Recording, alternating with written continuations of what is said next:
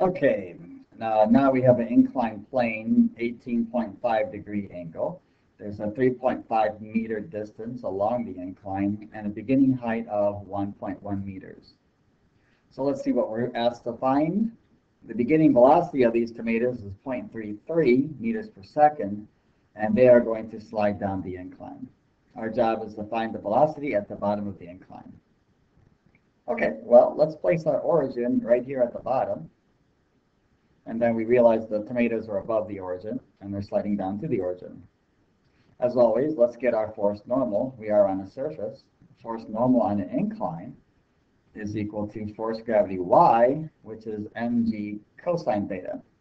So I've got 1.7 for the mass, and then I have 9.8 again for the gravity acceleration value, and the cosine of 18.5.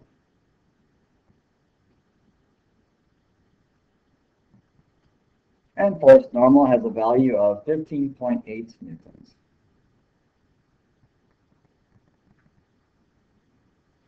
Now that we have our origin and our force normal, let's one more time fill in our conservation of energy chart. That way we can determine our energy conservation equation. And we ask ourselves, are the tomatoes moving initially? Yes, they are. Not much, 0.33 meters per second. That'll be a small amount of kinetic energy. I'll give it a little bit there. Now we have gravitational potential energy. Are we above the origin? Well, the origin is the horizontal surface, and we are up above that origin. So yes, we have gravitational potential. I'll give it a couple boxes for now. I'll wait till I'm done to see if I need to give them any more. Look, any springs attached in this question? No, I don't see any springs at all. So no elastic potential energy. Is there work done? Well, one more time, we ask, are there any in this question that will be pulling, pushing, tugging on these tomatoes to a distance, and I don't see any applied force. There's nothing here mentioned about an applied force anywhere, so therefore there's no work done. I'll give one more box then to gravitational potential energy. At the bottom of the incline then, we ask ourselves, would it be logical for these tomatoes to be moving at the bottom of the incline? And the answer would be yes. So I'll give it a couple boxes of kinetic energy. Is there any final gravitational potential energy in our second case? Well, we have returned to the origin here at the very bottom of the incline. So no, we need to be above or below in order to have gravitational potential. And we're right at the origin again.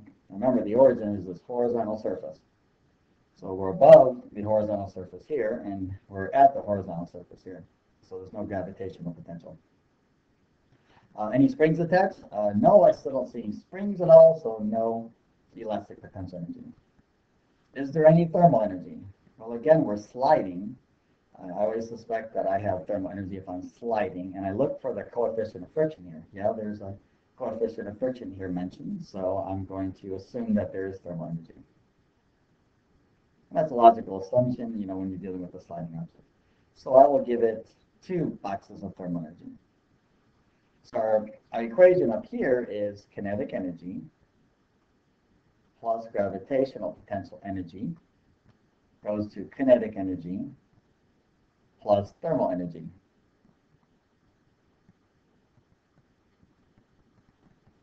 Okay, we will now put everything into this equation. I remind myself, what am I finding? I'm finding the velocity at the bottom of the incline. So within this kinetic energy equation, there's going to be a velocity there that I'm going to need to find. Now, we do not cross off this kinetic energy with this kinetic energy because they will be different amounts. You're used to crossing variables off on both sides when you see them, but in this case, that's not what this means. We mean we have beginning kinetic energy and we have final kinetic energy, and they're different amounts. So then I'll go 1/2. Let's see, the mass of the tomatoes, 1.7. Beginning velocity is 0.33, so I'll square that. Plus gravitational potential energy, 1.7 times 9.8 times my height of 1.1. And that's going to equal my final kinetic energy. And again, I do not know the final velocity, so I just go 1/2. And the mass is 1.7. And I'll just say b squared. Plus my thermal energy, now that's going to be force normal multiplied by mu multiplied by distance. Okay, So I'm going to take my 15.8 right now. I'd solved for it before. I look, my coefficient of friction is 0.42. And my sliding distance here is 3.5.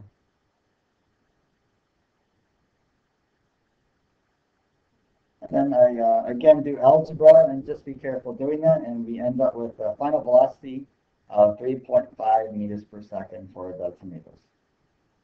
Do not get confused between the 1.1 and the 3.5. The 1.1 is used for the height to get gravitational potential energy, and the 3.5 is your sliding distance, which is used in your thermal energy.